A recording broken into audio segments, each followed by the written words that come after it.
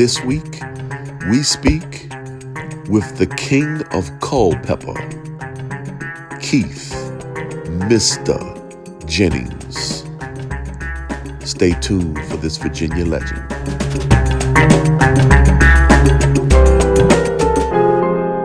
Welcome to another episode of For the Love of the Game.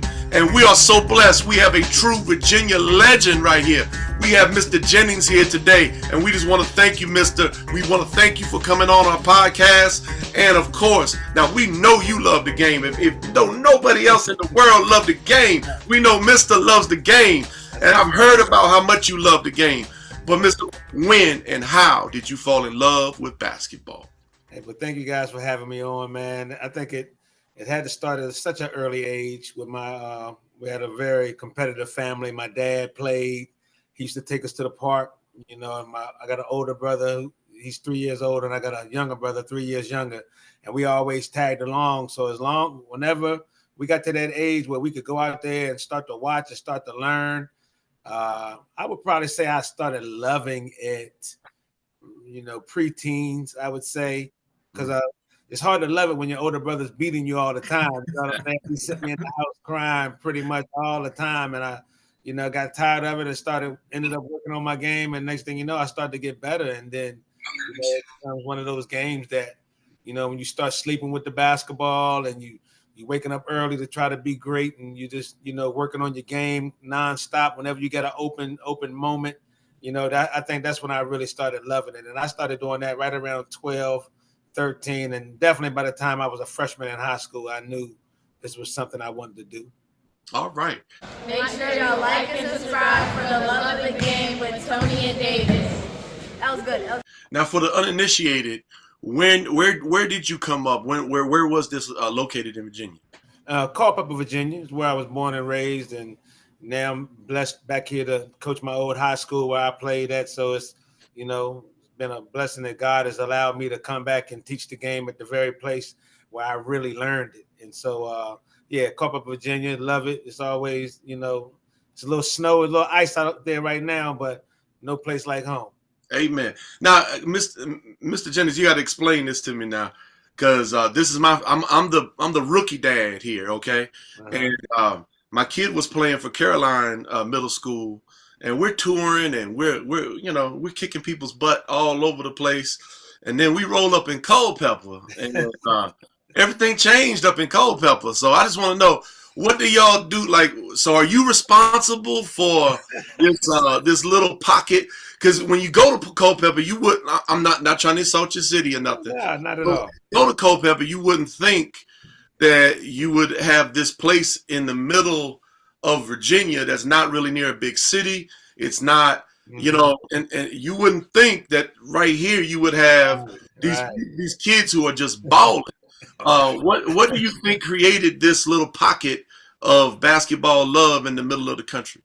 Well, you know, I would probably, I guess my recollections go back to the state championship team. And I know I was only like 4 years old at that point, but, you know, at that time when they won our only basketball state championship in Culpeper, it was like, you know, even at that early of age, I was like, oh, I hope I can play here one day, because the atmosphere was incredible, you know, and I think my OGs that I watched play, you know, that were a little older than my older brother, like Harold Jones and Walter Mack, these guys that kind of led the way to an extent, and it had me just on the outside looking in, just like, you know, one day I'm gonna hopefully get to play against these guys. Because, you know, like growing up, where we grew up here in Culpeper, you know, at 5 o'clock when people got off work, if you wanted to go play, you had to get on the court with the older guys. And I think that's a luxury these young people don't have these days, because I don't think the older guys are outside hooping, where we learned from that.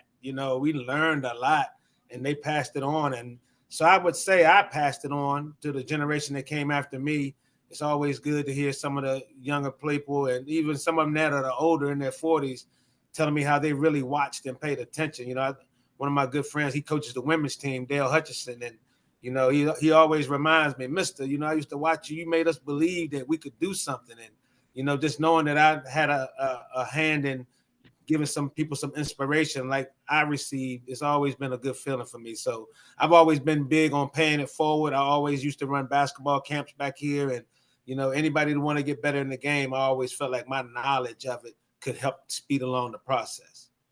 That's And amazing. to follow up on what Mr. was saying there, man, is one thing that I noticed, and I still see it more there as I go through there than I see it in a lot of places, even sometimes in like Richmond and whatnot, is they utilize those outside courts. It is a little bit different now.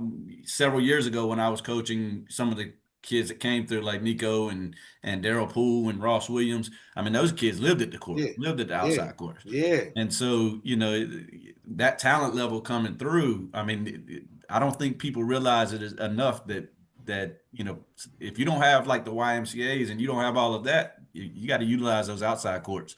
yes. And one thing I will say about the kids in Culpeper is they do that a little bit more than other places I see. Yes, I think that's a good thing. Like you said, those guys that you named, I can remember those guys on the come up when I was, just ending college, being an early pro, just seeing, and like you said, these guys, they learn, man. So yeah, I think basketball here has always been something that we believed in, and now that I'm trying to get the program back to some respectability, it's challenging, but I like the direction we're going in. Hey, did you know there's this little button? It's right here on the video. And it reads SUBSCRIBE. And when you click that little button, an angel gets its wings. For real. Absolutely. Well, Mr. Jennings, one thing I noticed really right away is we would visit other places in the, because when you're in Central Virginia, you have to travel a long way to get to anywhere. Yeah. And we go to some places and there's gravel parking lots and everything. And Culpeper is rural, but we go up in there and I pay my money to get inside. And all of a sudden I just go into this giant facility for a middle school game. And it looked like a giant stadium inside of this middle school game. I'm like, Lord have mercy. Look was that the dungeon? Is that the old Culpeper gym? Yeah, that's the middle school now. And actually they're renovating it, but you're right, man. I've been blessed to be able to play in that gym when it was just standing room only. I've seen it. Like I said, Culpeper fans have always supported teams when they're even if they're not being successful, they always come out supporting people. So that I can remember that, man. You're right. That was a tough place to play. It was definitely a home court advantage. That's for sure. Now, did you stay in Culpeper all the way through high school, or?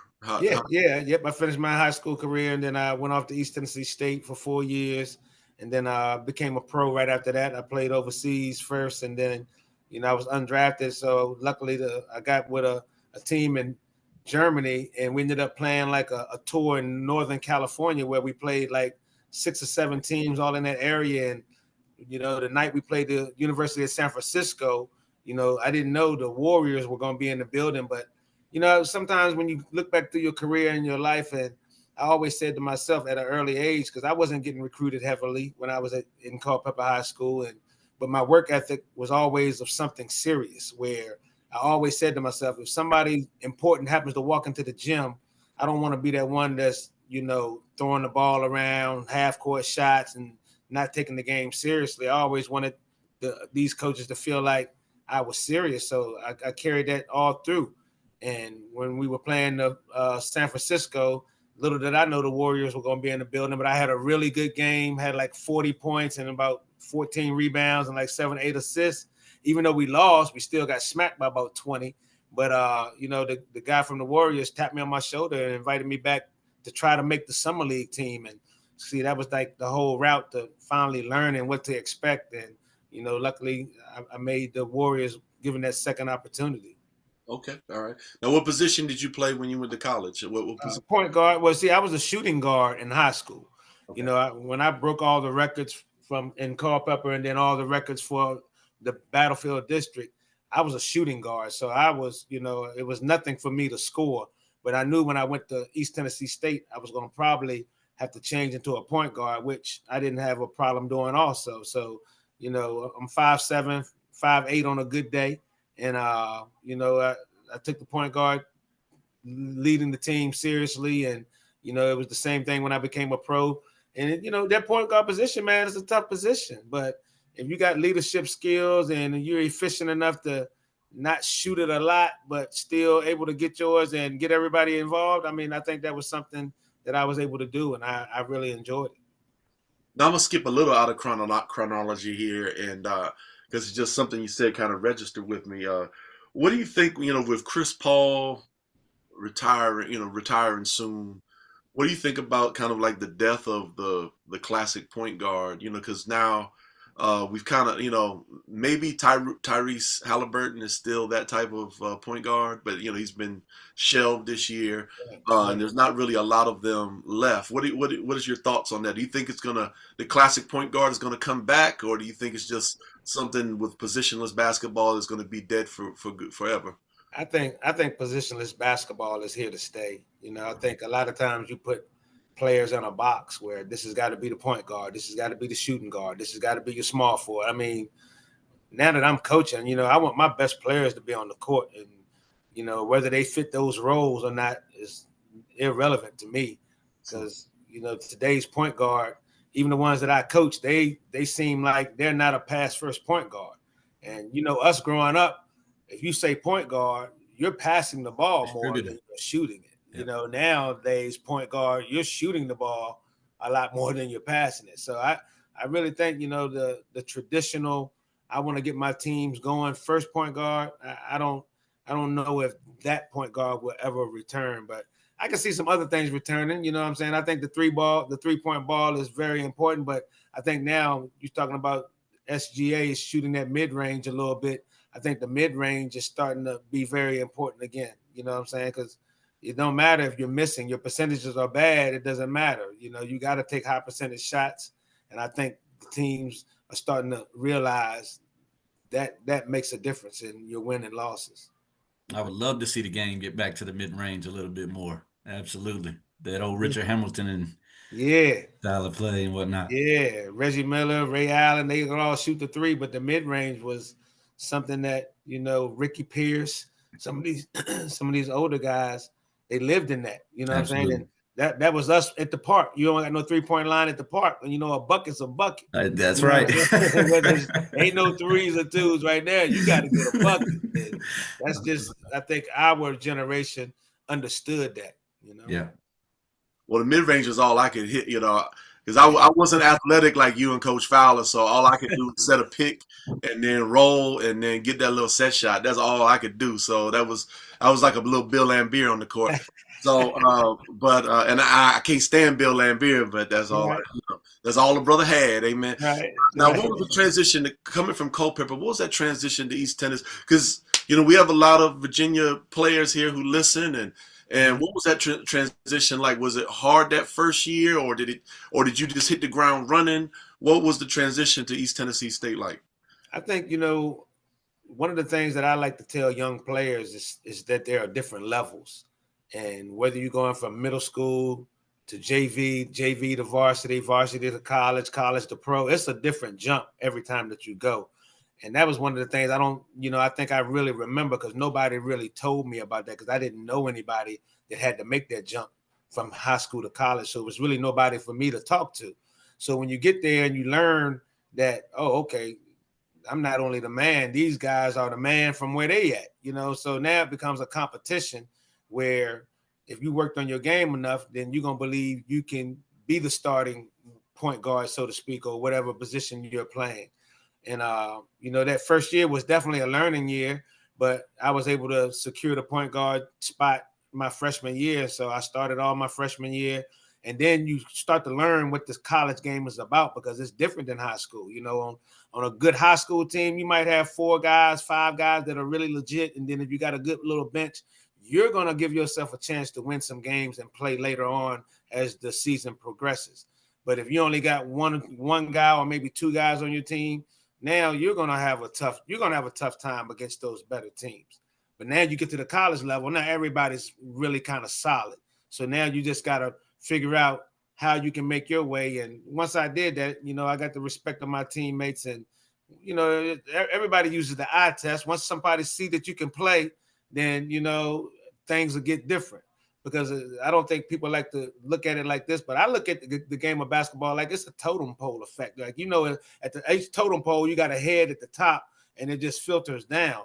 You know, my head has been pretty much all through that totem pole. It's been at the top, it's been right. The next one has been in the middle, it's been coming off the bench. So I know what those, you know, what that should look like. And once you get to college and you realize it, and then you put yourself in that position where you are the man. Now it's just, you know, you got to maintain that, because in college every year the new recruiting class is coming in. And I think a lot of kids get a little lazy. They think they made it after their freshman year, and they're like, okay, well, your freshman year, people don't know about you. But if you have a good freshman year, you're going to be on the scouting report your sophomore year. And if you're not ready for that, a lot of people, oh, the coach is not playing me, he's not giving me the playing time. No, you didn't work on your game enough to be ready for now when teams game plan for you. Because when you're under the radar and you get to kind of shoot, they kick it to you and you make shots. Okay, yeah, now your next year, he's a shooter. So now you're going to have to do things different. And I think I understood that.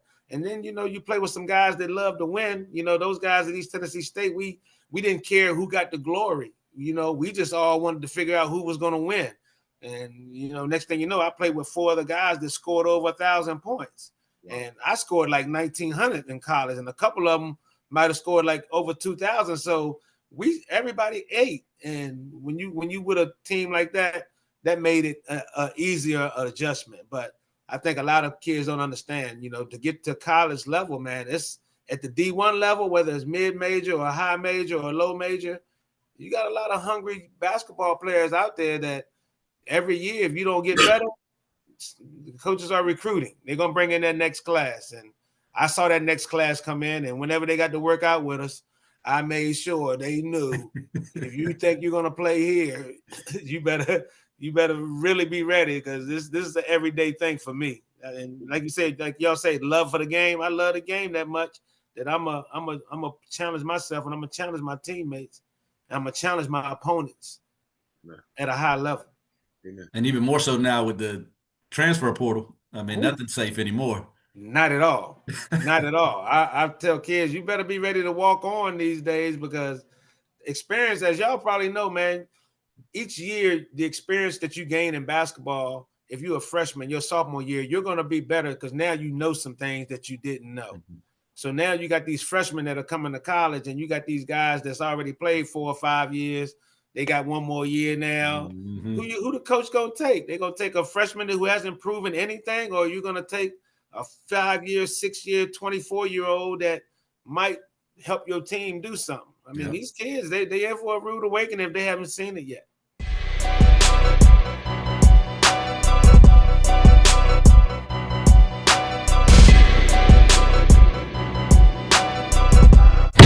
Tune in, like and subscribe for the love of the game with Tony and David.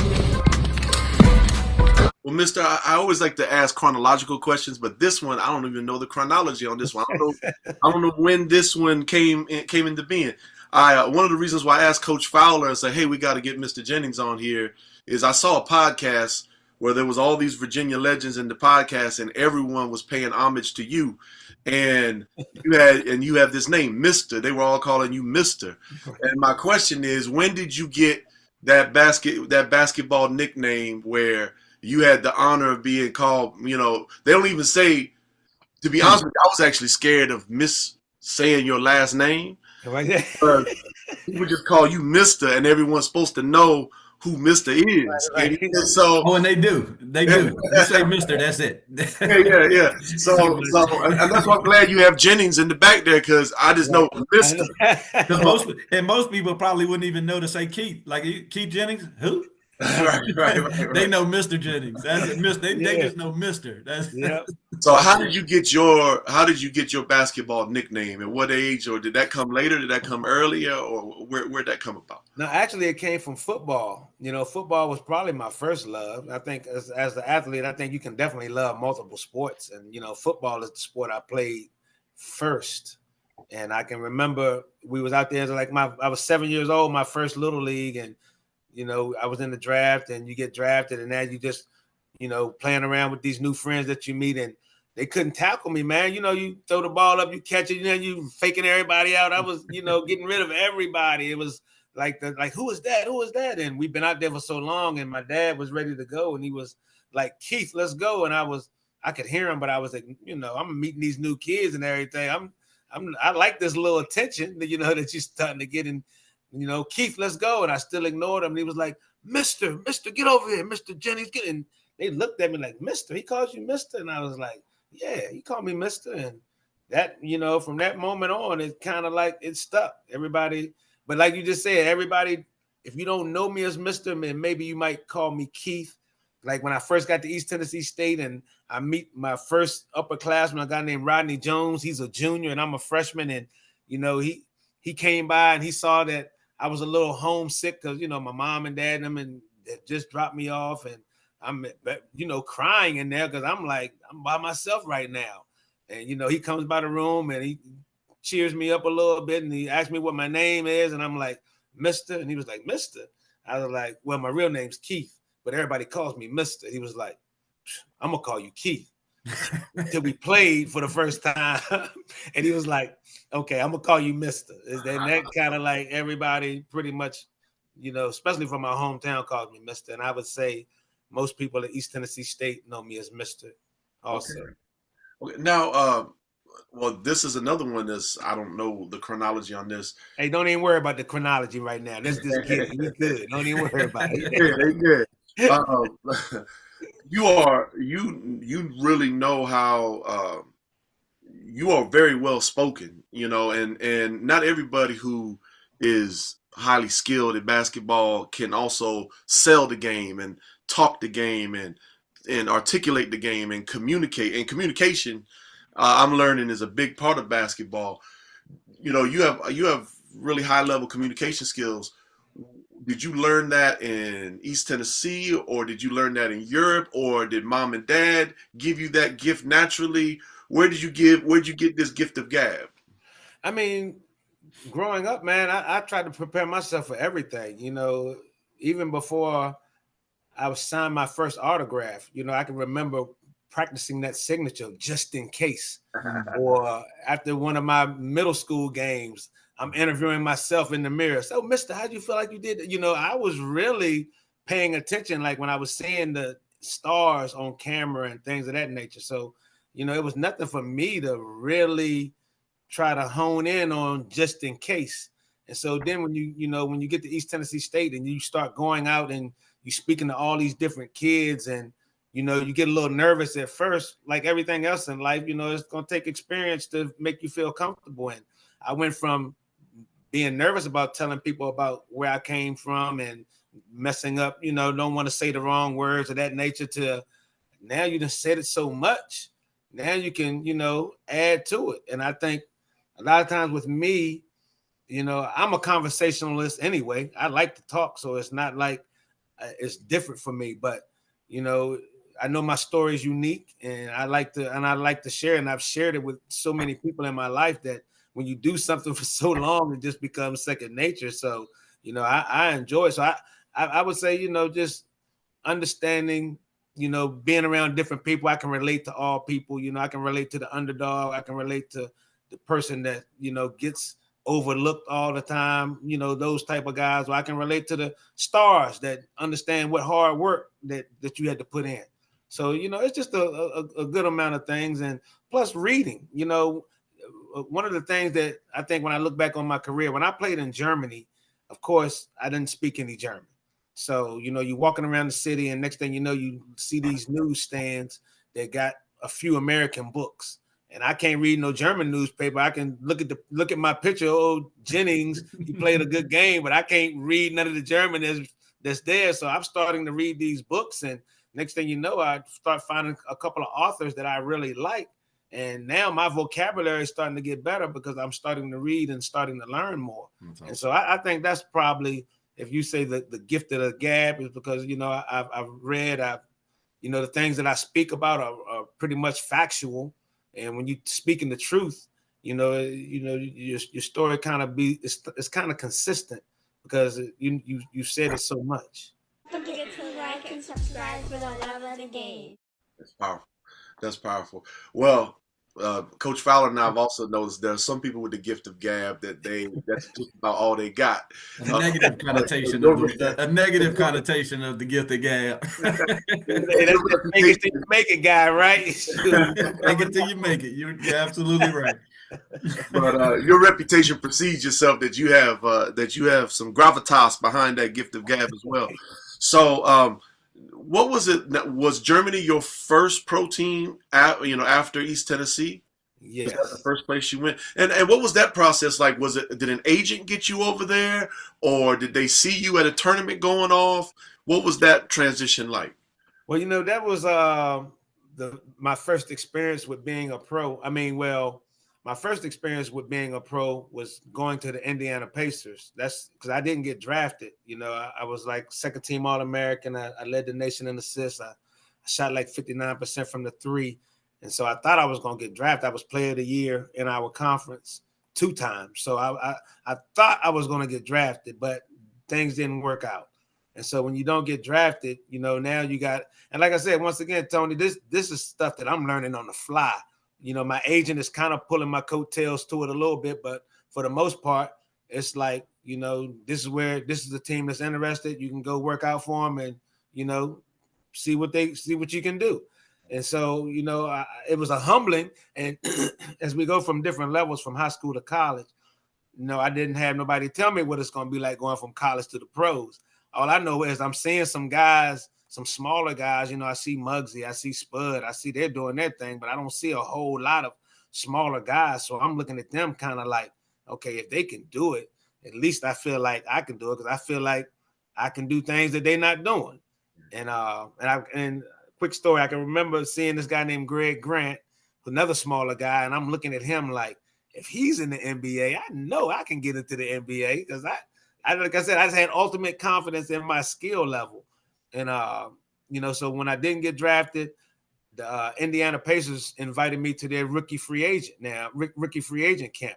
And so my agent explained that to me was, it's for the rookies that didn't get drafted. Even some of the rookies did get drafted, but they just coming to work out. They're not really trying to make the team, but you will be trying to make the team. And I was like, oh, okay. So I drove up there to Indiana, and I was dating a girl at the time in Tennessee, and she went up there with me. And lo and behold, when I get to Indiana and get to my hotel and find out who my roommate is Greg Grant. And I'm looking at him like, Dad, that's my room. Okay. And he was like, oh, you got your girlfriend with you? I was like, yeah. He was like, okay, y'all good. Y'all can just take the back and, I'll take up here. I was thinking to myself, oh, yeah, he recognized it. He know I'm nice. Okay. Next thing you know, 3 days later, I'm getting cut. It was like the worst 3 days of basketball I played in my life. And I thought I was in good shape. I'm thinking, this is nothing. Next thing you know, I'm on the sideline. I'm catching cramps. And I can remember just laying on my back, stretching my legs out, looking at the court, watching Greg Grant just dribble through everybody, just killing. And at that moment, I was like, maybe I might not be ready for the NBA. This NBA might be, because everybody don't make it. You know what I'm saying? A lot of people have tried out and not even made it, or some people don't even get a tryout. I didn't even make it past the rookie free agent. So after that third day when they cut me, and that was like a humbling drive home because that's the first time I ever been cut in basketball. Every team I had tried out for, I made. So to get cut and driving back home, now I'm wondering what's the next play. And my agent was like, the Milwaukee Bucks want you to come in, or you got a couple of teams overseas that are interested. So from the way I played at Indiana, I was like, the NBA is out right now. That's not a good look for me right now. So what overseas teams we talking about? And he said it was a team in Australia and it was a team in Germany. And, I just know in Australia, they speak English. So I was going to be able to definitely not have no language barrier. But then he told me about Germany and I was like, ooh, that's that language barrier. But my younger brother happened to be in the army in Germany. So when I prayed about it and God was like, Germany is where you need to go. And I ended up going to Germany. And when I get there, I find out he's only like an hour and a half away. So I got to play my first professional year in Germany with my younger brother, who, was like my main guy, like my older brother beat me all the time, and that's my main guy. But my younger brother was the one that got up and jogged with me. And while I was shooting in the driveway, he would just rebound and kick it to me. He never wanted to shoot. It's about you, mister. Don't worry about it. I'm like, nah. He's like, nah. So to be now in this spot, and he's right not too far away, it was like a great feeling. And that year, I ended up making the All-Star game, and it was great to spend that moment with him because we had a regular season game. He drives up. We go to my game. I have a good game. We win. We get on the train to go to Berlin the next day because we got to get ready for the All-Star game. And just hung out there. I got MVP of the All-Star game. And then that's when the Warriors happened to see me, which gave me that second opportunity. But all I can remember is when I got cut from Indiana and I was praying to God because, just being a believer and knowing that I'm not doing this by myself. God, you give me another chance. I will not act like I just acted. I will take this a lot more seriously. And next thing you know, I got this second chance. And I'm so thankful for that opportunity because I approached it different and I ended up making the Warriors. So it was definitely my basketball journey has been a learn, go through your trials, and then dreams continue to come true.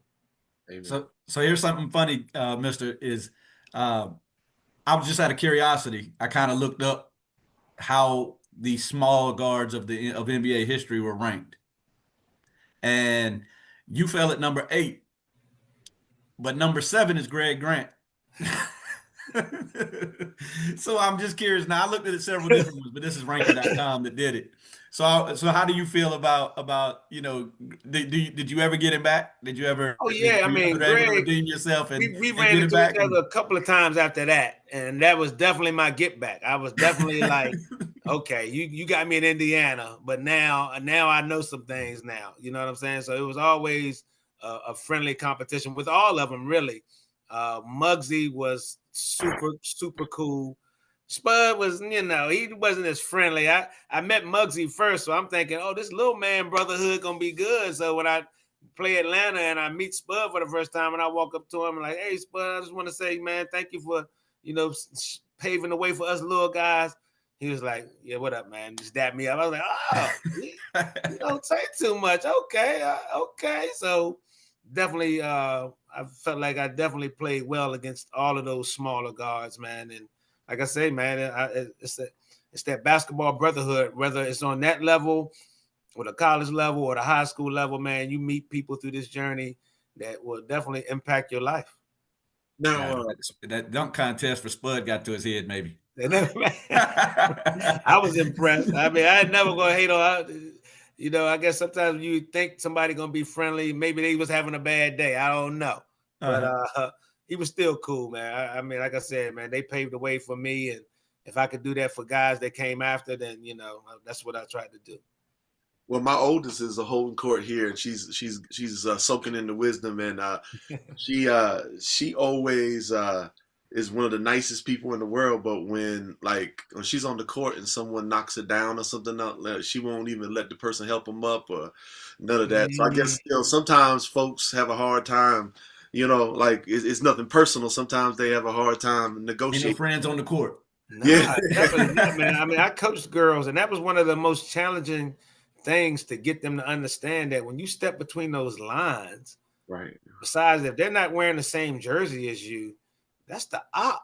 You know what I'm saying? Yep. That's the opposition, man. So, like I tell people, I'm the nicest guy you want to meet, but when we step between that line. And if I gotta get a bucket and I gotta stop you from getting a bucket, then I gotta do whatever. If that means I gotta foul you, then I'm gonna foul you. You know what I'm saying? That's just how it goes. So yeah, tell your daughter if she can understand that part of the game at an early age, because they're gonna be mad. People, on the guy side and the girl side, they're gonna be mad if you play harder than them. That's what we're supposed to do. We're supposed to be out there playing hard. If somebody can't play as hard as you're playing, that's on them. Don't stunt your growth because you might lose a friend. Yeah. Now, just so we can kind of see the timeline, what year did you start in Germany, and how many years were you there? What year did you start, and how many years were you there? Yeah, I was there. Well, I graduated college in 91. And then that next year, 90, 91, 92, that was my first year in Germany. And then after that year, 92, 93, that's when I got with the Warriors, those next 3 years after that. Okay. Well, I was born in Frankfurt, just so you know. Yeah. I hung out in Frankfurt a little bit. It was Yeah. one of the nicest cities over there in Germany. That's right. That's right. Going, it's not a big cultural change from Culpeper to East Tennessee. I've been to Chattanooga. It's very similar culture.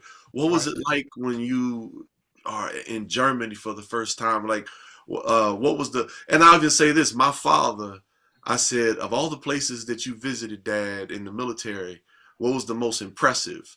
And who was the most impressive people? And he said the German people, Tony, because they're the most efficient. They're the most efficient of all the people. So what was your impression when you went to Germany? And like, what was your thoughts going from the Mid-Atlantic region and going all the way to Germany? What was that change like for you? I mean, of course, the language was the biggest thing. That was, but luckily my coach, he spoke English. You always, and that's the blessing about being from the States. Usually English is a second language in a lot of different countries. So the coaches spoke English. I always had a American teammate that might have had a German passport, but his English was always good. And, they made it adjustable. And like I said, my younger brother was over there, so I got all American foods. I was at the Army base. I didn't have hardly no German food up in my place. I was, when I went up there, it'd be like a month of everything that I needed. Ragu, Cheerios, anything I wanted. But you learn to adjust. And I met some wonderful German families that really looked out for me while I was over there also. So the language barrier in all the countries that I played in was probably the biggest. But like I said, I had so many teammates that spoke English that really helped me get around. So that was a good balance to that. That is awesome. Now, just so we can give a shout out to him, what was the name of that German team? It was Brant Hagen. It was BRANDT Hagen, HAGEN. Brant Hagen. Okay, all right. Now, when you played well enough and you finally get that call back with the Golden State Warriors, what was the process like in getting that second chance, and what did that feel like?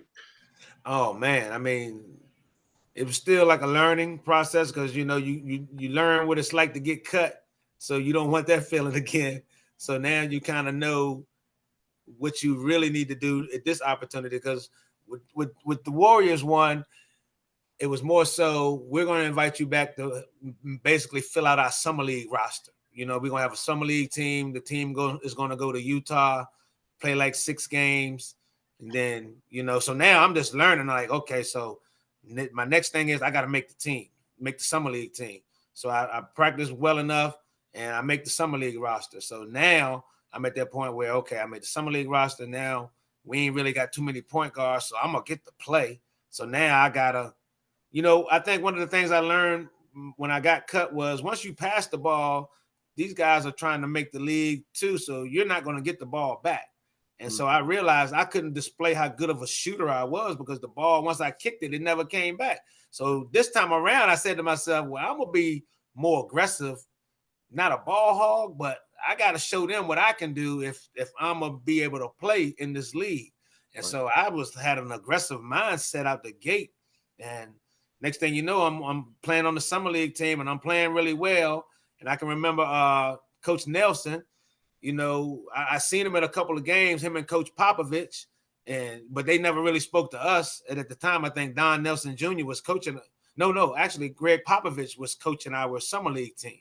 Oh, wow. And I can remember one of the games, all of a sudden, Don Nelson, I come out of the game, I had about maybe 10 points and about 4 assists in the first half. And I'm, sitting down, and all of a sudden, Don Nelson is sitting right beside me. And I'm like, he introduces himself. Hey, how you doing, little man? I'm Coach Nelson. I was like, hey, Coach, how you doing, sir? Dap him up and everything. And he was like, look, man, I love the way you're playing right now. Just keep up the good work.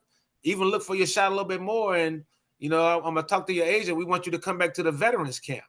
So at that point, I'm listening, and I'm like, okay, I went from getting cut to making the team to now I'm coming back to the veterans camp, and me just doing the math. That's definitely where the guys that are under contract will be coming back.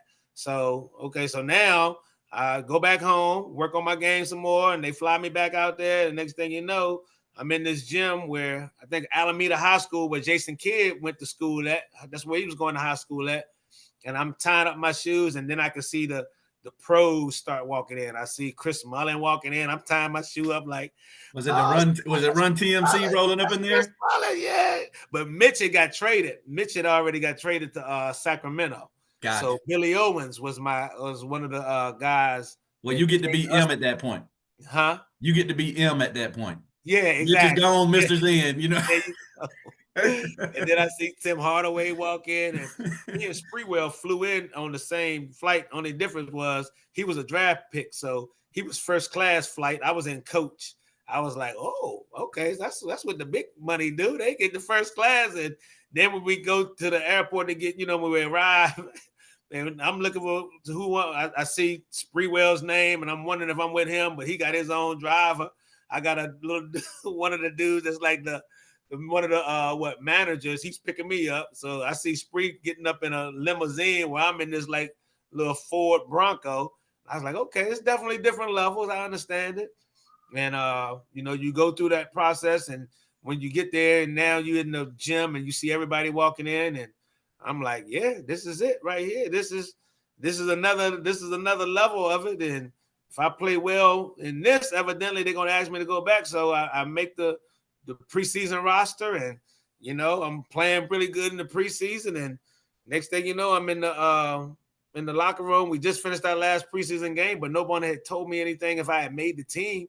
So I'm just in the locker room, just soaking it all in. Like, I don't know if this is gonna be the last time I get this chance, but I'm just looking around, and next thing you know, Tim Hardaway walks in the locker room, and because we're getting ready to go to Utah if we made the team, but like I said, I haven't heard anything, and Tim is like, yo, Keith, you make the team? I was like, I don't know, man. Ain't nobody told me anything.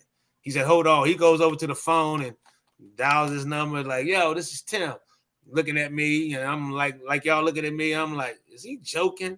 Is this one of these rookie, because they made us rookie. I had to get many newspapers, many snacks on the road and stuff like that. But they didn't make me do too much because they knew I was going to pass on the ball. They don't want to make the point guard. There you go. So I knew it wasn't going to make me do too much. But yeah, Tim is like, yo, did Keith make the team? I'm looking at him, and he's looking at me, and all of a sudden he goes, oh, that's awesome. Man, that was like one of the best feelings. I still get, it's just one of those memories. As y'all know, man, you're going to have certain things you'll never forget. I got children. My children are grown now. One's 30, one's 27. Just seeing them for the first time, whether it be just being there with my son or seeing my daughter for the first time when I was coming back from France because we was in the playoffs. So I missed her birth, but to see her for the first time, these are some memories that I'm sure you'll never forget if you got kids. And even before my kids, that moment of knowing that I finally made it was probably one of the best feelings that I could, and it still felt surreal because you get on the plane, you go to Utah, and it's like somebody gonna all of a sudden come and tell me you ain't make it. You see your uniform and everything in your locker, you're like, it's gotta be, it's gotta be it. And next thing you know, you run out on the court for the first time. And the good thing was I played my summer league in Utah. That's where we played at. We played our summer league in Utah. So I'm familiar with the Delta Center. I'm like, oh, okay, we back in here. And we run out on the court for the first time, and I'm almost crying because I'm at half court, and I'm looking at all the fans, and everybody is, ready for the game. And wipe the tears away. I look down, and I see John Stockton. I knew it. I was like, oh, you better be ready just in case. And, Coach Nelson gave me a chance. I had 10 points and 6 assists my first NBA game, and we beat Utah that night. All right. And the only downfall was a few games later, I tore my ACL, and I had to sit out after my 8th game. I had just dropped like 22 on Miami, and we go to Orlando the next night, and I tear my ACL, and I had to sit out the rest of my rookie NBA season. So that was a definitely why me God moment. But as I know, as you go through life, man, he ain't gonna put you through nothing you can't handle. And luckily, I ended up coming back that following year. We made the playoffs, and it was a great feeling, man. I was able to play in the NCAA tournament, and I was able to play in the NBA playoffs. And even though I didn't advance in either one, it was still the atmosphere of both of those type things of memories that I'll cherish. Amen. You mentioned the teammate that he had gotten into a later, many years on, he would get into a passionate exchange. It's a passionate exchange with PJ Carlesimo. Carlesimo. Did you see any precursor when you were young and you just was meeting him? Did you see any of that passion early on?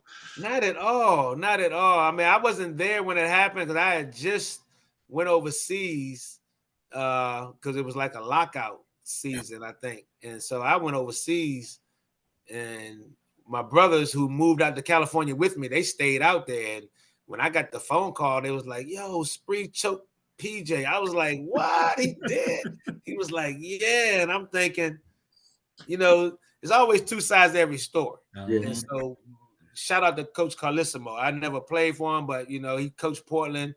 We ran across each other a little bit. And so it wasn't, just the respect of the coaches or whatever. But word on the street was he liked to talk to players in a different tone. And every player ain't about that. You know what I'm saying? And that's one of the things I learned too, man. You might have that coaching title, but still as a man, how you talk to another man, sometimes that title ain't it. Yeah. And, when you talk to certain people a certain way, they're gonna react a certain way. And I guess that's kind of what happened. And so, I know as a coach now, when I'm coaching, whether it's been on the college or high school level, I'm gonna be respectful to an extent, but it is what it is. Real quick, it is what it is. Spree is one of those NBA dudes you don't like when you just look at him and be like, yeah, I'm probably not gonna pick a fight with him today. He's the nicest guy. I mean, he was the nicest guy. He seemed like he is. He bounced back well with the Knicks. You know what I'm saying? When he came back to the Knicks, he bounced back well. He did. I mean, even with Minnesota, he played well. Yeah. You know what I'm saying? But when he got to New York, it was like he was rejuvenated. Yeah, no doubt. Now, Mr. Even for a couple years, the NBA can be generational wealth changing. And the reason I want to ask you this question is because now kids are getting access to that. With NIL, kids are getting access to that generational wealth a little earlier, which I think is a good thing. I'm excited about. Right. I'm looking forward to my babies cashing that check. Amen. Right. But I asked this question for you. For a young athlete, did any old heads or did any agents or did anyone pull you aside and help you with investing? And did they help you with, hey, this isn't going to be here forever? Was there anyone there to offer that kind? Because that kind of money, is kind of hard for people to grow. If I had, let me just say this, if I had gotten that money at 22, 23, I know it would be gone, so because I just can't imagine. I mean, I can handle that now at 52. Right. I can imagine getting that at 23, 24. Right. I mean, well, it was a little different for me. I mean, when you grow up and you don't have a lot, and then you all of a sudden, and let me make sure you understand this. I never made the millions. The contracts have evolved to that now, where if I was in the league now as a 4-year veteran, then yeah, my minimum salary when I was in the league was like $140,000. The minimum salary now is like $1 million plus, just depending on what level you are a rookie at, right? And so, yeah, I mean, I think I had people that was definitely trying to help me, but I was just so excited to be able to help my mom and dad them and my brothers and my sisters. That it was, I didn't take care of it as much as I could, but you live and you learn. You know what I'm saying? If I was ever to fall back into that, then yeah, I think I would be smarter this time around. But like you said, those type of jobs only come around once in a lifetime, and it's funny now. The money that you make where you at, you learn how to manage that a whole lot better than when you got it. You know what I'm saying? It was a great feeling knowing that my rookie year, every first and 15th, I was getting like $14,000. You know what I'm saying? So it was easy to send my mom and dad them a couple of grand like every month. And then, my brothers was living with me. They never worked. They never did anything. They was cooling. They was just helping me be the pro. Right. And, just helping out my families, my sister's family. And, it was just good to be in my homeboys, shopping sprees, when you got it and you able to help these other people enjoy it, like I said, I don't have any regrets. I mean, yes, if it came back around, would I do things differently? Yes. But until that happens, I just got some of the best memories. And, people know that when I had it, if I could help them, I was going to help them. Now, did they get you with any of those Blu-ray games at the back of the plane that I be hearing about in the NBA league, or was it started back then? There was some cool plane rides. I wasn't one of the gamblers, but I was the one that held the money a lot of times. I could see a lot of times whose face was kind of sad at the end. And, and that was another bonus about being with these guys, because when they made all the millions, whenever we went somewhere or whatever, I never had to pay for anything. They always like, I got you, mister. I got you. I was like, no, I'm good. I got some money. Nah, I got you. They was really some cool dudes, man, just to look out for me in that aspect. But, like I said, man, it was some fun times. I can remember holding close to $5,000 and they just playing some cards. And, when they tell me, mister, give me the money up, I'm like, uh-oh, let me, give me that money. And they'd be happy and somebody else would be mad. It used to be so funny, man. It used to be funny. Now, you had an interesting time in Golden State history too, because I don't know the X's and O's like you and Coach Fowler do, but I study NBA history like ridiculous.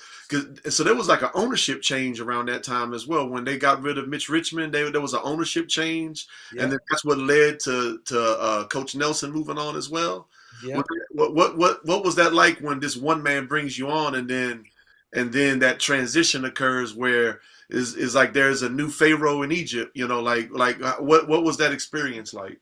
I mean, you just at that time when he told us, I mean, it wasn't like it was a surprise. He called us in. I can remember he called a meeting. Look, guys, it's been great coaching, but I think it's taking its toll on me.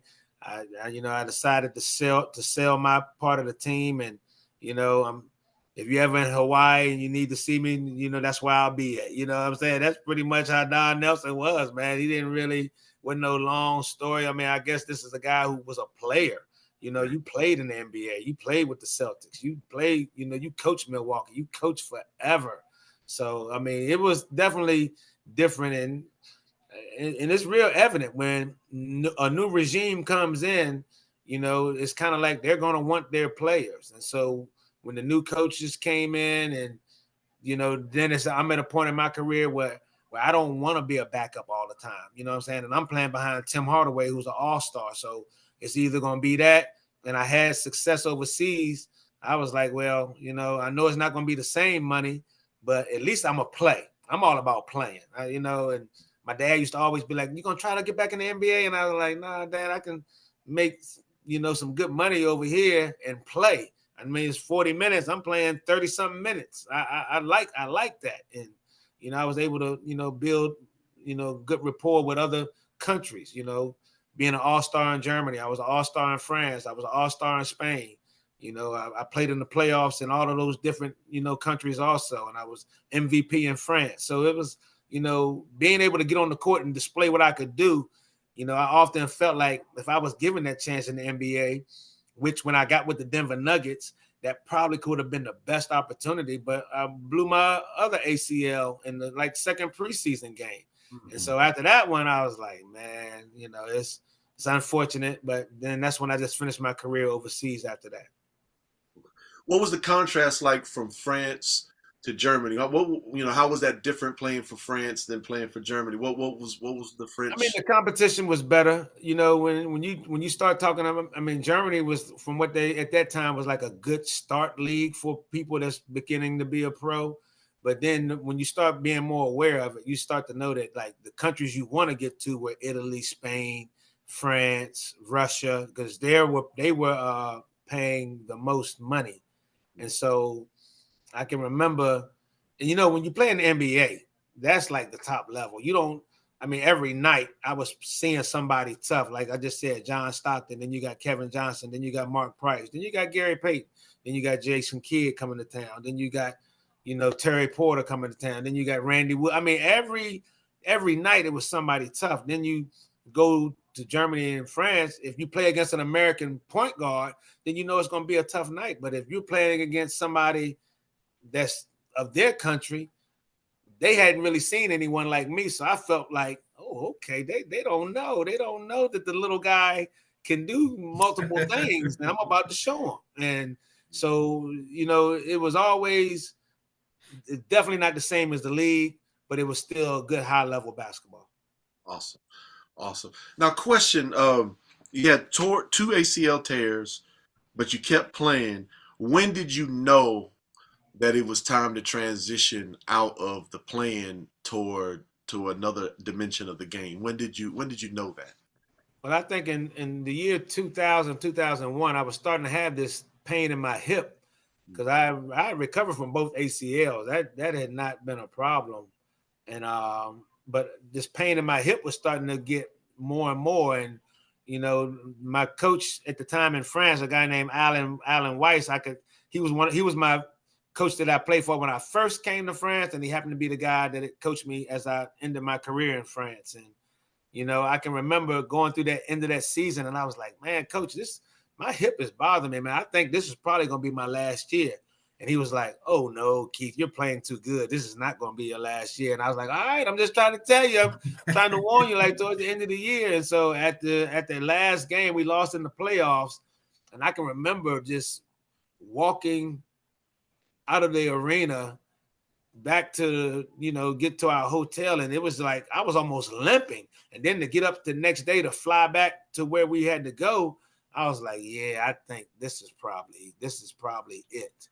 And, and my coach was so cool with me. He was like, and I was telling him, I was like, coach, I'm not going to play anymore because, I barely got through this year. The pain that I was feeling in my hip, it was, after every game, after every practice, it was starting to get worse. And I was like, at that time, I'm like, my son and daughter aren't that old yet. So if they want to play ball, I want to be able to help them get on the court and do their thing a little bit. And he was like, Keith, man, you don't have to practice. You can just play in the games. Man, I was like, what? But as a competitor, I was already salty when I practiced with people who didn't practice, but game day, they was ready to play. I didn't like that. So I know I wasn't going to be able to do that one. And so that's when I knew I was going to hopefully get into coaching. And actually, I walked right into the head coaching job at Highland Private School up here in Warrenton, Virginia. That was my first head coaching experience. I coached there for 3 years. And when I left East Tennessee State, I didn't graduate. So, I went back to get my degree, and then I got into college coaching right after that. And, And that's where we met. When you were at Highland is where we met. Yep. Awesome. That's awesome. Now, hey, we got two other questions that we always ask all guests, and one of them has to do with a rivalry that me and Coach Fowler have. Coach Fowler likes the Bobby Knight style. I always say every coach is either the Bobby Knight style coach or they're the Dean Smith, John Wooden type coach. Right. Now, Coach Fowler likes the Bobby Knight type, and I like and one of my heroes is John Wooden, and another hero is Dean Smith. Mm-hmm. Which type of coach did you flourish under, and then which one do you respect the most? Which one do you think is the better style? I definitely am not a Bobby Knight fan of how he coached. Definitely.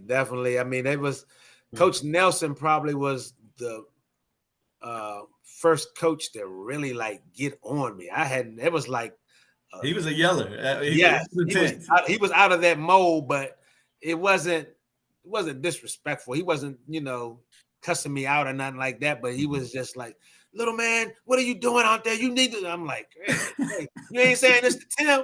I don't see, but I'm like, okay, I understand it. I gotta, what you want to say to Tim, you're not going to say to Tim, but I'm the guy. That yeller type coach, I respected him because sometimes their style helps motivate people. That just wasn't. I was self motivated, so I didn't need a coach yelling and screaming at me to get me going. And and I met Dean Smith once too. Dean Smith. Wow. It's funny you say those coaches. I met both of them, and Dean was definitely a laid back guy. You know, I met him when I was hanging out with King Rice and Rick Fox. When I got hanging out with their barnstorming team that played a lot of basketball, and they would go to different places and hoop. And they was, you know, Jeff Lebo connected me with all of that, with that North Carolina connection. So it was cool to go hang out with them and go to the Dean Dome and, you know, stuff of that nature. So, you know, I think both of them got their way of motivating kids. And if that's what it is, then I'm not a yellow screamer, but my guys know I will yell and scream. Well, to help Coach Fowler, I'm gonna in the future I'm gonna say a Coach Thompson type versus a Coach Dean, because Thompson used to yell at folks too. It's just I mean, he doesn't have all the same. And that Thompson voice is different. Yeah, for real.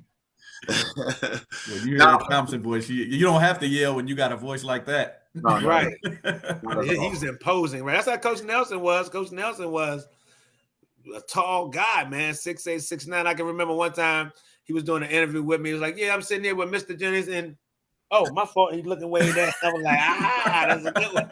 That was a good one, Nelly. And you talked about positionless basketball. Yes. Coach Nelson is the father of positionless basketball. I think he was the first one to try to put in a whole lot of positionless schemes that used to really revolutionize the game. Now, that run and gun that he liked to run, the whole run TMC thing. I mean, that was genius. I mean, you know, he liked to run. I can remember being on the court. It was me, Tim Hardaway, Spreewell, Chris Mullin, and C. Webb. I mean, it was, you know, it was just how an amazing team. Just to think about it, man. Have me and Timmy together a lot. You know, I mean, it was you might look at it as a mismatch, but you know, Timmy was a tough dude to go post up, and you know, he could score on anybody. So yeah, it was. That's kind of how I coach. I'm like, you know, it'd be nice to have a big guy and this and that, but my best players got to be on the court as much as possible. Amen. Now, C. Webb didn't like that yelling style either. You know, that's what ended up causing a trade, I guess, right? Yeah. I mean, that's like I said, man. The new school at that time, you know, C. Webb was highly touted. One of the most coolest laid-back brothers I ever played with. Had some of the best hands. You know, as a point guard, you know, when you throw dimes to guys and it go through some people's hands, you're like, all right, I'm gonna make him go rebound. He ain't gonna catch the ball. He might as well go get this miss if I miss, you know. But then you get somebody that catches your bad passes and still, I mean, that's how C. Webb was, man. See, actually, too, I helped him with his jump shot. He might not want to admit it, but we used to bet a lot. You know what I'm saying? Like $25 a shot, you know what I'm saying? Next thing you know, I'm shooting. Because like I said, people didn't know how I could shoot it. There, you know, it was really fun, you know, challenging these guys and winning a little bet money just because I can shoot that three. Yes. Now, Mister, we have another question that always divides people, but I want to ask it two different ways. Who is your GOAT across the board, and then also who is your point guard GOAT? And we, you know, your perspective carries a little bit more weight than most, so I'm really interested in what you have to say. Well, like you just said, I'm a basketball fan, man. So when I'm asked this question, and I always look at it like this. If I got my first pick, if I got all the best hoopers right in front of me and I got my first pick, I'm going to take Mike. That's my first pick. That's my first pick. But now there was only one right answer. If you want to, I know, right? There's a lot of great picks out there for sure. But I'm just taking Mike. But I do think LeBron is the most complete basketball player to ever play. Now, evidently that don't make you the best, maybe in my eyes, but LeBron, all-time scorer. He's going to be on the assists. He's going to be up there in rebounds. I mean, a lot of people ain't doing that. So that's why I got respect for both of those. And my favorite point guard was Isaiah Thomas. That's who I kind of built my game after the bad boys. Isaiah Thomas, the one that could control the game, that could play through an ankle sprain in the finals and still get buckets. That was who at the time I would VCR watch him play it back, go out in my driveway, try to do my little thing. And that was the guy that I was definitely honored to meet. When I met him, when we played the Pistons, I remember them coming to Golden State, and I'm a talker. I'm gonna go up and speak. You know what I'm saying? These are guys that I looked up to, and he was one of them. And I can remember when I checked in the game, I walked right up to him and dapped him up, called him Mr. Thomas. Man, you just don't know what you helped me with in my game. And I just wanted to say thank you for everything you've done, not even knowing that you're doing. He was like, Mr. Jennings, get out of here with that, man. You trying to bust my butt over here. You ain't trying to. I was like, for real. But he was right. I was trying to go at him. You know, that was for real. Soften him up real quick. Yeah, exactly. Well, people talk about Kobe's intensity. I think I've watched, don't get me wrong, I was a Chicago Bulls fan, so I just couldn't be an Isaiah Thomas fan. But for someone who's watched him closely for all those years, I would say Isaiah Thomas probably is just as intense as Kobe. When you think about like all the, when you got a gash in your head and you're bleeding and Karl Malone then split you open and you still ready to play, and even when you saw, I don't know if y'all remember the play when he tried to fight Rick Mahorn. Yeah. Not too long ago. That's what I'm saying. He was one of them ones that was like, he's not backing down from anybody. Okay, well, if he's not backing down from anybody, I guess I'm not going to back down from anybody either. But I wasn't throwing no punches at Rick Mahorn. Nah, Rick Mahorn, another one you don't really want to play for us to go to state. I ain't crazy, but he grew up in Chicago, right? You know what I'm saying? It was different there, I'm sure. Yeah. Right. Yeah.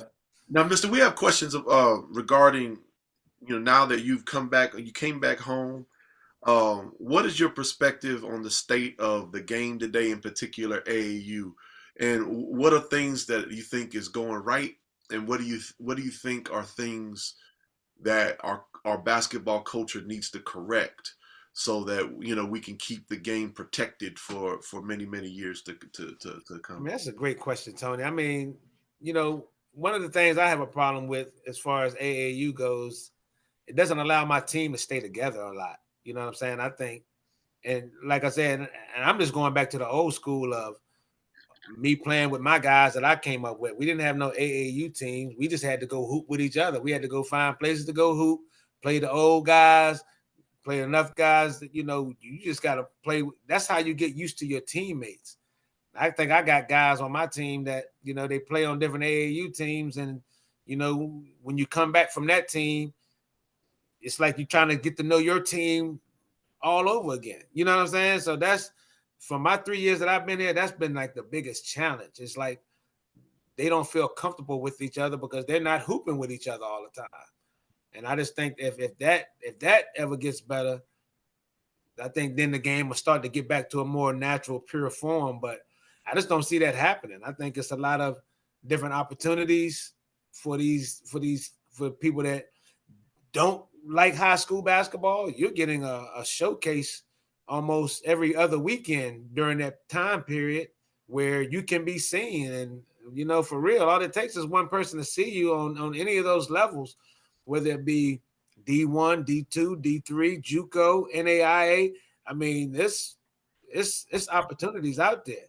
So, I do miss the fact that, you earn your playing time because you got to work for it, whereas opposed to, a lot of dads are fortunate enough to coach their kid, which in terms will probably give that kid a little bit more playing time, and that kid might not be as good as you would think. But if your dad is the coach and he's letting you stay out there for the most, because I've heard it from dads that's coaching, the kid that don't play because the dad is coaching, and it's just a challenge to see who's going to rise to the cream of the crop of it, because I don't see it changing. It's a lot of basketball being played. There's a lot of opportunities out there, and there's a lot of money being made for some of these teams and organizations. So, it's going to be interesting to see in the next 10 years, has it gotten any better? Or, because ideally, I would love to just have a team where I know these guys are going to stay together. Right. I can get you in a fall league. I can get you in like a summer league, but we're going to work out and we're going to stay together. But I haven't been able to have that because I got guys that love the game, but they're going to go play where the best opportunity is. So Now, I keep hearing that the Europeans are just so much better at training now and development than we are. Do you think there's anything we could do to catch up, or is there, or do you think that's just or do you think that's an inflated problem? Do you think that's a real problem, or do you think that that's just something where they're seeing this glut of a few European stars and people might be overreacting? I think they overreacted. I think you're gonna have maybe. I mean, the game's going to keep getting better. You know, as long as you have Americans going to these different countries and playing, when they get a chance to watch what we really do and add what we do to what they're doing, then that's why some of these kids are really coming up at a faster rate. You know, I'm always going to be pro basketball over here because this is just what we learn. You know what I'm saying? I'm never going to go against the U.S. when it comes to basketball, but you know, these kids are going to keep getting better. You know, it's, like I said, man, I don't think people really understand how pivotal it was for us to be able to play with older people out at the park because they don't do that anymore. So these kids are playing against other kids. You're not playing against a grown man that's going to test your toughness, you know, and a lot of that is missing in the game today. You don't see kids taking charges a lot these days. You know what I'm saying? I don't want to fall down. I don't want to. You don't see kids like diving on the floor. I don't, you know, anything that's going to hurt. You know, we did that. You know what I'm saying? So if you think about it, you watch football, you see these guys out there now, and when we played, you had the knee pads, the thigh pads, the hip jump, you had everything. Now, all you see is a lot of guys with maybe just the football pants on. Right. But you know, what did we play in when we played growing up? We played in some regular pants or some shorts, right? So I mean, the game is different how people approach it. It's like, are you gonna be tough enough to handle it, or are you not? And that's something that's missing in the game. And if you got somebody that can be tough and help your team get tough, then you're gonna have a chance because this is a everybody play type world we living in now. And I don't coach that way though. I let my guys know this is not an everybody play program. You know what I'm saying? If you play good enough, you deserve to play. I'm gonna give you the opportunity, but it ain't something that is gonna happen every game. It just don't happen like that. Basketball is not an equal opportunity sport, but because it's so watered down, and if you don't make a team, it really cuts are irrelevant anymore because if a kid don't make a team, their dad just starts one. And then they come back to high school, they come back to school to you and feeling like, well, I played for this AAU team and I never got off the court. I should make your team and I should be entitled to this and this and this and this and this. I mean, that's the world that we're in right now, man. It is. Mr. and Coach Fowler, I just have a question for you. It doesn't bother me as much, but y'all are real ballers, and a lot of real ballers I know don't like this, and they get really angry about it. What are your thoughts about these 28-year-old college players now? Hey, I just the other day, 2 days ago, the guy from the Charlotte Hornets is trying to go back to college. So he's played in the NBA. He only played 8 games, but still now because his NBA career didn't work out, he wants to go back. Bro, I don't even know how you justify that. Hey, LeBron got 5 years of eligibility. You know, I mean, he could go back at this point and play college ball because if they allow that guy to do it, what stops anybody else? Because now you've opened up a gate for NBA players that are now not successful to say, hey, I'm going to go back and finish my eligibility in college no matter how old they are. And once you've stepped on the court with that level, I don't think you can go backwards, man. I think it's, it doesn't make sense. Wait a minute now. Is this the one that played in the developmental league? He didn't play in the NBA game? He was drafted by the Hornets and is trying to go back to college. Yeah, because I can remember when I was in college, we played against a guy at the Citadel. His name was, I want to say maybe Patrick Elmore or something. But he was a grown man. He was like 26 years old, but he went to the service and did what he needed to do. And then when he got out of that, he ended up coming back and playing at the Citadel. It's Amari Bailey. He's played 10 games in the NBA, and now he played one season at UCLA, and then was drafted in 2023, and now he's trying to go back to college to That'll be crazy. I don't know if you. I mean, to my knowledge, I was always told once you crossed over into a pro, you can't. You're not an amateur anymore. Exactly. So unless they trying to find a loophole for this one, well, he's get lawyered up, and he's trying to fight it. So he wants to go back. That's wild to me, man. It is. When I saw that, I mean, it's one thing with the G League guy, but right. I don't think he should be able to go back either. But once you've played an NBA game, that's crazy. Coach Fowler, you got a couple years of eligibility left. So, oh man, I do. I mean, at this point, listen, me and Mister got the same. We suffer from the same affliction, man. My hips ain't what they what they used to be. I don't think I can get up and down the floor very much. Listen, I kill it in the student versus faculty game, but that's about it. I have to sit out about a month after that. Hey, I did have a hip replacement, so I do feel a whole lot better. But when I get out there, like you said, at 57, it's the recovery time is not the same. Exactly. And that's just one game against students. Yep. I can imagine trying to put a whole season together. Oh my goodness. Oh my goodness. Now, Mr. Jennings, for the uninitiated, I know you're a Culpeper legend, and we know that the respect and homage the basketball community pays to you. But what are you doing now, and what are your future plans? And is there any special camps or anything special that you've got coming forth that you want the public to know about? I mean, well, right now, I'm just finishing up our season. We've been snowed out this last week, so we're about to probably play game after game, not too many practices. So, about to finish up this season. And yes, I do have a basketball camp coming up. I think it's April 6th through the 9th. It's at over at the community center over there by Eastern View. I partnered with them and been able to do some clinics and some basketball camps over there. But after that, I'm kind of a private person. So, being able to spend time with my family and friends is always top of the list. And like you said, man, coaching takes a toll on your body and your mind. So when our season's over, I just like to relax and, and actually still I'm working on my teaching certificate. I still need to get that. So it's a lot of things that I need to start preparing for to try to, continue to enjoy my life that I've been blessed to live. And, I've written a book, The Basketball Chronicles of Keith Mr. Jennings. Just basically almost in a nutshell, everything that we've talked about.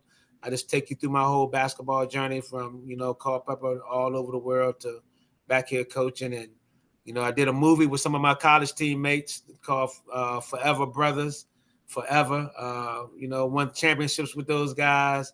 So, it's always, trying to do things that create more memories. And so they're the things that I'm looking forward to right now. And, I guess here in the near future, speaking engagements, I do a lot of that still. And, I just look forward to, sharing my story. And if it can motivate some young people or older people, then, I'm all for it. Amen. Mr. One thing we didn't touch on in your story that we really kind of, focus this podcast around sometimes is women's basketball.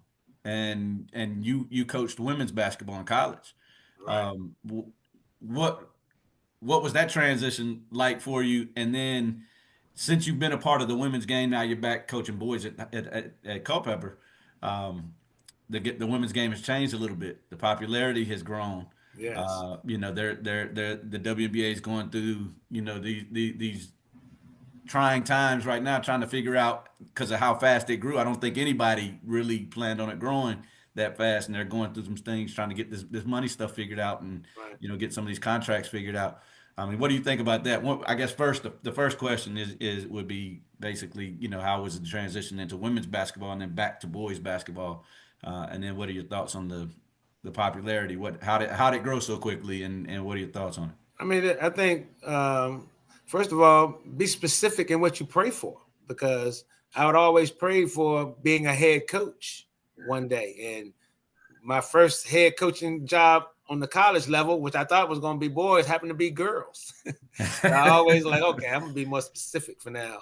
But you know, it was different because you know the game is different. You know, women and men, they're gonna play the game different. And you know, and the first thing about coaching women for me was I love my mom, I love my daughter. You know what I'm saying? I love my girlfriend. So I knew that the respect for women wasn't going to be a problem for me, you know, just to get them to understand where I was coming from, because men and women are different. You know what I'm saying? They're going to have their differences. They're going to think different.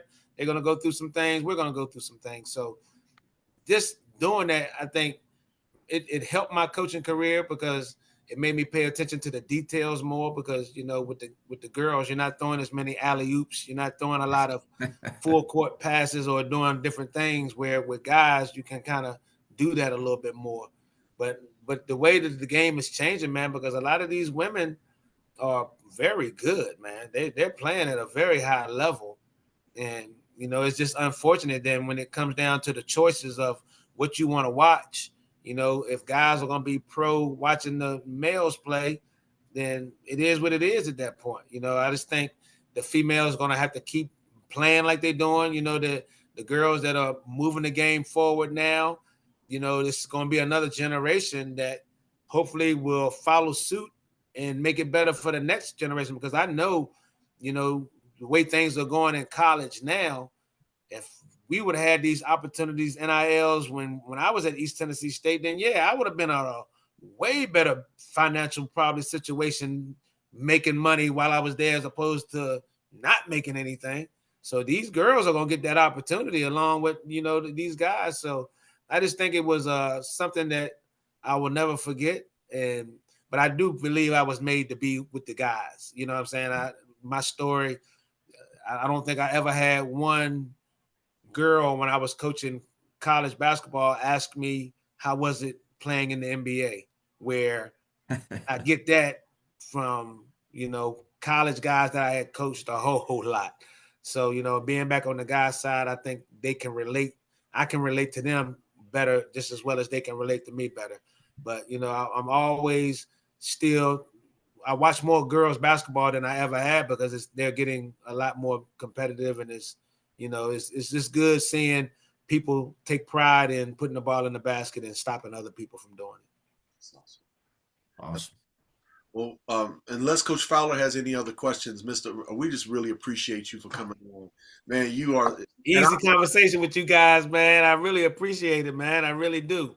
Now, Coach Fowler might make me edit this part out, but it's such a blessing when you get someone on who knows how to talk back with you, amen. Because I don't want to disrespect you, you know, but sometimes you can get somebody on and then they're just like, yeah, and that makes it a long interview. Right. We really appreciate you. We appreciate the energy that you brought, and especially this being this late on a Sunday. Thank you, and thank you for all that you've done for the basketball community. You truly are a legend, and here's with the respect that people really. I saw Mr. being, you know, he was holding court with people like C. Russell and all those other guys, and he was the center of the conversation. So when your peers respect you on that level, then you know that's a true Virginia legend. So we just want to thank you for all that you sold into basketball, all that you keep putting back, and just for the stand-up person that you are. Your reputation precedes itself, and this is a big honor for me to interview, and I just thank you for coming on our podcast. Hey, man, well, I appreciate you guys. It's been fun. Keep doing what y'all doing, man. Easy conversations. I think for guys that play the game, when you're able to discuss things that happened in your past and the conversation flows really smoothly, man, it was easy. I'm looking at the clock like, oh, okay, we was rapping. That was good. You know what I'm saying? That's not a bad thing at all. They say time flies when you're having fun, and I appreciate you guys giving me this opportunity, man, to share my story. And I just wish you guys continued success, man. And you know, before we go, who you like in the Super Bowl? Y'all got any picks? Y'all any one of those teams y'all's or? Man, listen, the Seahawks are playing on the 49er field, and I'm a 49er fan. and I don't want the Patriots to win another Super Bowl ever in my life. So listen, I'm wearing my 49er gear, and I'm watching the commercials and the halftime show. That's where I'm at with it, man. That's where I'm at with it. I feel you on that. I'm a Commanders guy myself, but yeah, I know if I got some 49er friends, boy, they was riding the wave, man. The way y'all was coming into the stadium with the boom box and everything was kind of fire. I would love to see that for the Super Bowl, but the only problem was we were coming in the stadium with our third string. Yeah, they were strutting in and they were rolling them off in carts. You know what I'm saying? So yeah, that's been our season, man. So that's where we at. gotcha. Hey, well, as a Commanders fan, you got Magic as an owner. You can't. Yeah. You don't went from Daniel Snyder to Magic Johnson. You can't. You don't get a bigger upgrade. You know. So, And they got that new stadium coming in, man. That thing is gonna be nice. Looking forward to that. That's gonna be nice. Yeah. So. Well, But now, Mister, it was good, man. It was good having you on, man. You know how I feel about you. We've known each other Coach. about I appreciate 20 you, some man. years now, man. So Yes, it's been sir. cool. Since I took my first steps into Culpeper, everybody talked about Mr. Jennings. So it's been awesome, through the years. I know we ain't in close touch, but Right. we kind of been in and out of touch, and so it was. I'm glad that you were able to come on. When I reached out to you, you were right on it and ready to roll. So No doubt. appreciate you coming on, man. No doubt. No doubt. I appreciate y'all, man. Y'all keep being great, man. Have a great week. Yes, sir. Good luck with the rest of your season at Culpeper, man. Thank you, fam. I appreciate it. Yes, sir.